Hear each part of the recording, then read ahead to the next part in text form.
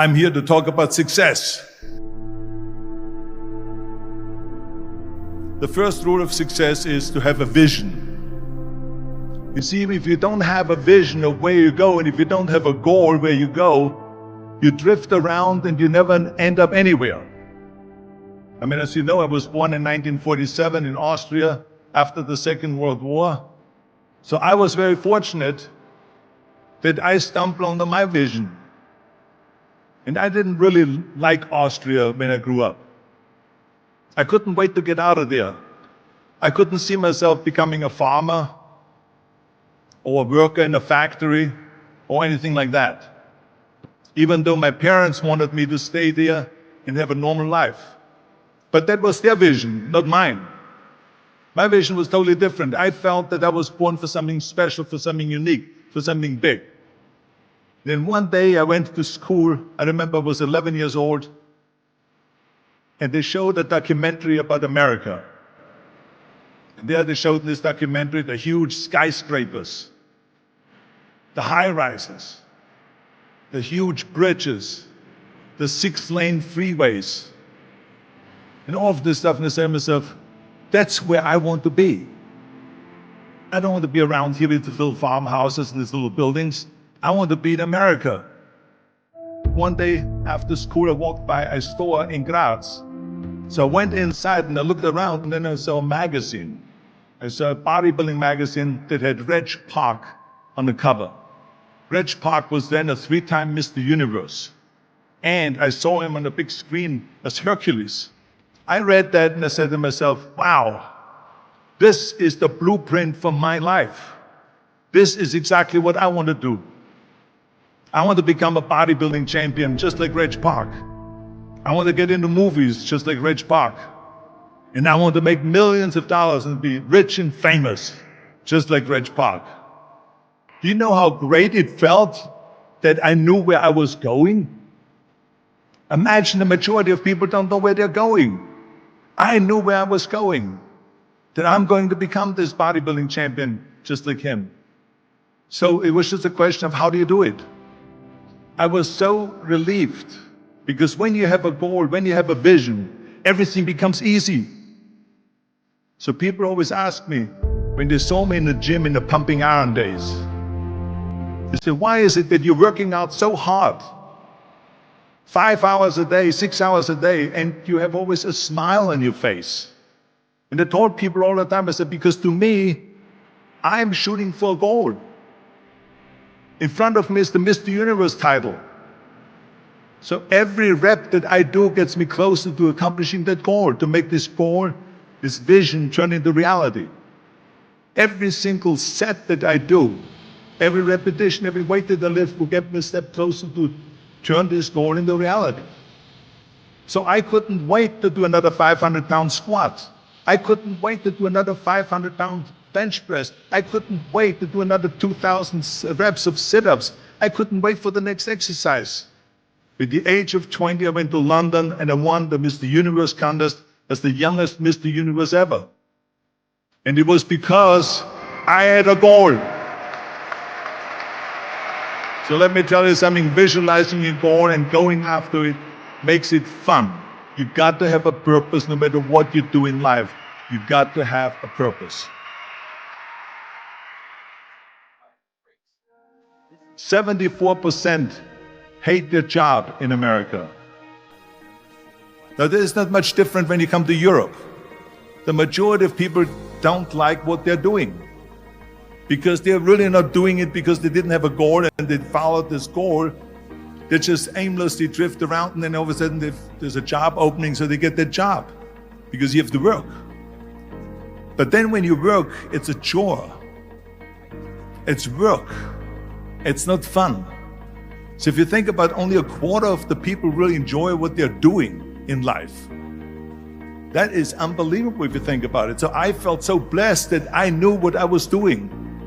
It's like a medical student that studies and knows he wants to become a doctor. You know where to go. And the same thing is also in politics. I remember that in politics, I had a very clear vision that I will be the leader of California. This is as far as I could go because I was not born in America, so I could not run for president. So being the governor of the fifth largest state, I should say the largest state, the fifth largest economy in the world, was for me really the ultimate title, the ultimate accomplishment in politics. So even though people came up to me and says, why don't you go and run for something smaller, you're never gonna make it. I ran for governor, and then 2 months later I became governor of the state of California. Again, because I had a very clear vision what I'm gonna do with California. So that's rule number one, have a vision. Rule number two is, don't listen to the naysayers. Don't listen to the naysayers.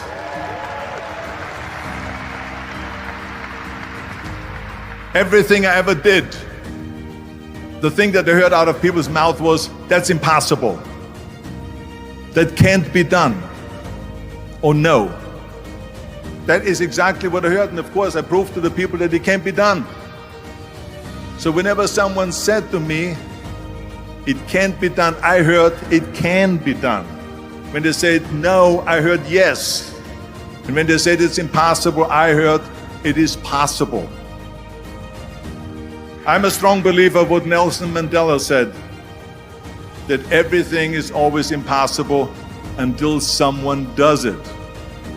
Well, I'm gonna be the one, I said to myself, I'm gonna do it and I'm gonna show it to them. Maybe it has never been done before. That's perfectly fine with me. But I'm gonna do it. And I did not listen to the naysayers. It's all about the hard work that you put in. I said to myself, in bodybuilding I worked out 5-6 hours a day. I'm gonna do the same thing now for acting. And of course I went to college to study English. I studied the accent removal, acting classes, and all of this stuff, all day long. I worked and I worked and I worked. And within a short period of time, I made one movie called Hercules in New York, which of course went right into the toilet.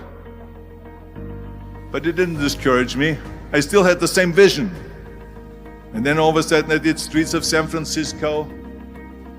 I did Stay Hungry and Pumping Iron and The Villain. And then all of a sudden I was asked by Dino De Laurentiis and by Universal Studio to star in Conan the Barbarian.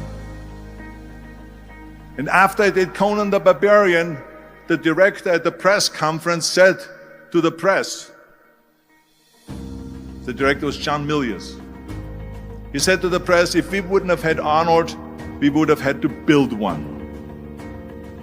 So think about that. The very body that they said can never be sold because the time is wrong. A few years later, I'm doing Conan the Barbarian, and it was the #1 hit at the box office when it came out in the summer of '82. Think about that. And the director says, if we wouldn't have had his body, we would have had to build one. So all of a sudden, my body became an asset, not a liability. And the same thing was with Terminator. After we were finished filming Terminator, Jim Cameron said to the press, if Arnold wouldn't have had that accent and talked like a machine, I think the movie wouldn't have worked. So think about that. The body and the accent that they attacked was an asset. But I didn't listen to those losers. I didn't listen to them at all. It's just the reality of it is that you cannot listen to the naysayers. So this is a very important lesson for all of you.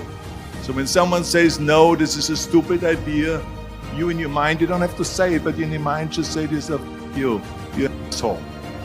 What do you know?